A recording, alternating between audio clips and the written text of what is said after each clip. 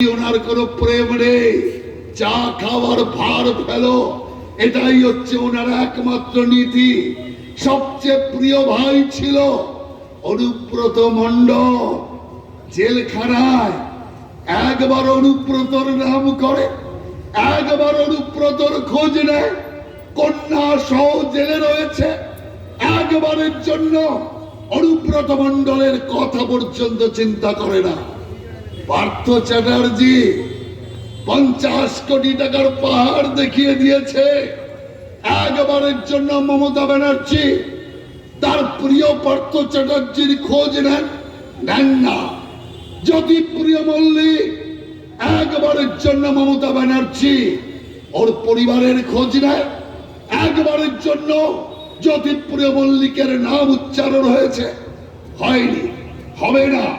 তার কারণ মমতা ব্যানার্জির অভ্যাসই হচ্ছে চা খাও ভার ফেলে দাও।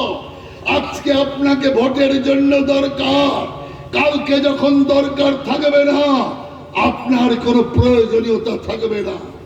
সেই কারণে আমি আপনাদের বলতে চাই, পশ্চিম বাংলায় যে সরকারটা দুর্নীতি আর ধর্মের মধ্যে বিভাজন তৈরির মাধ্যমে পশ্চিম বাংলাকে কলঙ্কিত করতে চাইছে, এই সরকারের বিরুদ্ধে জিহাদ ঘোষণা করার সময় এটা। সারা দেশ এগিয়ে যাচ্ছে, সারা দেশ মোদীজির নেতৃত্বে যেভাবে উন্নতি করছে।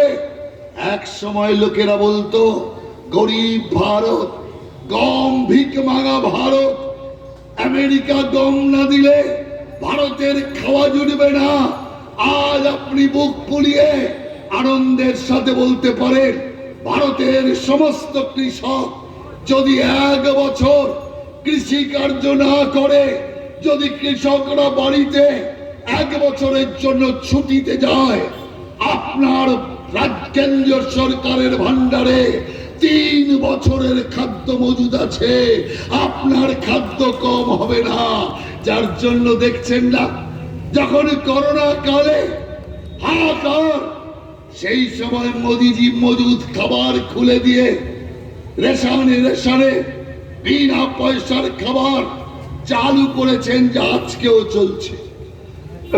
প্রধানমন্ত্রী অন্ন যোজনার মাধ্যমে আজকেও চলছে। আজকে যত প্রকল্প পশ্চিম বাংলায় চলছে তার সবই তো আঙ্গপাঙ্গ কি বলতো, 100 দিনের টাকা তো আমরা দিচ্ছি, 100 দিনের টাকা তো দিদি দিচ্ছে, আবাস যোজনা তো আমরা দিচ্ছি। এখন ঝুলি থেকে বেড়াল বেরিয়ে পড়েছে, এখন বলছে মোদিজি দিচ্ছে না। তাহলে তৃণমূলের ভাই, এতদিন যে প্রচার করছিলে 100 দিন দিদি দিচ্ছে, আবাস যোজনা দিদি দিচ্ছে, এখন রাতারাতি মোদি হলো কি করে?